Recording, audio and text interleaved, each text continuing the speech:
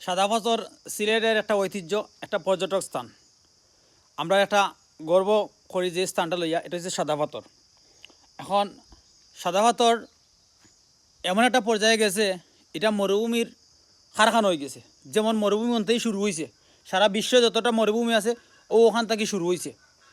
এখন আমার প্রশ্ন হয়েছে ওটা, এই যে বাহির দেশে এমনি তো বাঙালিরা দেখতে পারে না তারা, যাই হোক মোটামুটি সিলেট আর চট্টগ্রামের যে চা পাতাগুলো আছে, বাগানগুলো আছে বা দেখার মতো দর্শনীয় স্থান আছে, ওগুলোর লাগে আমরা গর্ব করিয়া কইতে পারি যে আমরা বাংলাদেশে ওরকম একটা জিনিস আছে।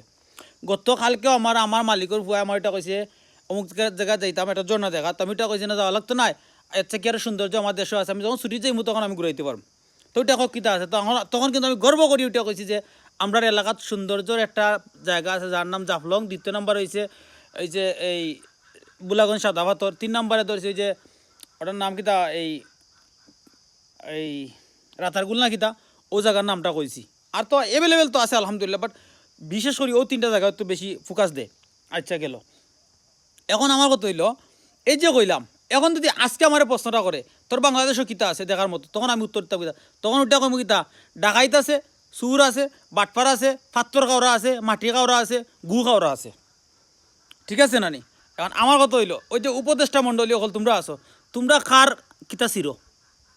তোমরা যদি একটা দেশের যদি একটা সম্পদ রক্ষা করতে পারো না, তোমরা যদি একটা দেশের সৌন্দর্য রক্ষা করতে পারো না, একটা দেশের অস্তিত্ব রক্ষা করতে পারো না, তাহলে তো তোমরা ক্ষমতা ত্যাগ করতে হয়।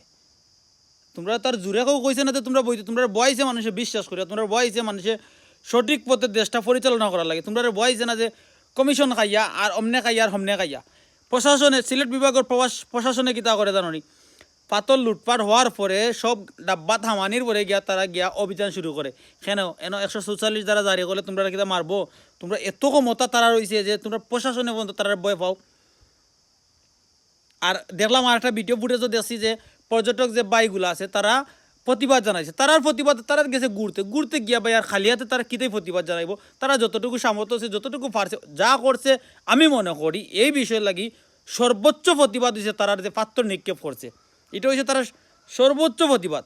কারণ এটা যেই জায়গায় একটা প্রশাসন নিষ্ঠুপ, যেই জায়গায় একটা উপদেষ্টা মণ্ডলীগুলা নিষ্ঠুপ, যেই জায়গায় পরিবেশ বান্ধব উপদেষ্টা নিষ্ঠুপ, তাই এটা এখন কিতা চোখের সামনে পাথরগুলা নিয়ে নিচে।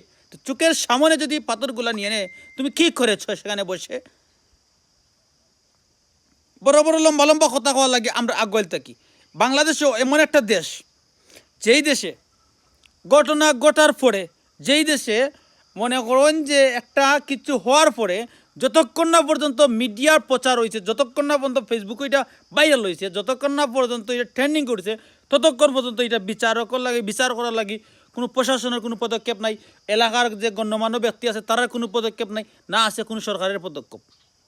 শ্রীলঙ্কার মতো দেশও, তারার দেশের সরকার আছিল ডাকাইত, ঠিক আছে, জনগণ আছিল বালা, যার কারণে তারা দেশ উন্নত হয়েছে। আফগানিস্তান কি একটা দেশ আছিল, এখন বর্তমানে তারা বহির্বিশ্বে মাথা উঁচু করে কথা কইতে পারে। আর আমরার বাংলাদেশও স্বাধীনতা করলাই এত মানুষের প্রাণ দিয়া, এত মানুষের জান দিয়া স্বাধীন করিয়া এখন কিতা করছো? পাত্তর খাওয়া শুরু করছো। তোমরা মানুষ খাইছো, তোমরা মানুষের আত্মসম্মান খাইছো, মানুষের ধন সম্পদ খাইছো, দেশ খাইছো, খাইতে খাইতে তখন দেশের মাঝে যে পাত্তর আছে ওগুলা বন্ধ হয়। এক কাম করে ওই তো কবে এরে ওই দিয়ে পাত্তর, ওই দিয়ে পাত্তর আছে, ও পাত্তরগুলা যদি তোমরা লাগে আমারও নয়, এন একবারে দাম কম।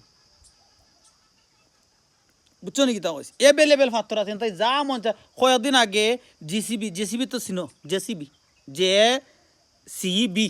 যে মাটি টানে ডাব্বা, ও ডাব্বা দি 27টা ট্রাক অন্তাকিয়া নিয়ে ফেলাইছে আমার মালিকে, অন্তাকে খালকুদ দিয়া। ওগুলো নিলে তো তোমরা ডাব্বা বলো না। এখন একটাই আওয়াজ তুলতে হইব, এখন তারা অভিযান চালাই লাভ হইতো না। যে ফাতর যেন থাকি নহয়েছে ও ফাতর অন্তাকি আবার সাবেক যে সিস্টেমে আছে ওই সিস্টেমে দৌক।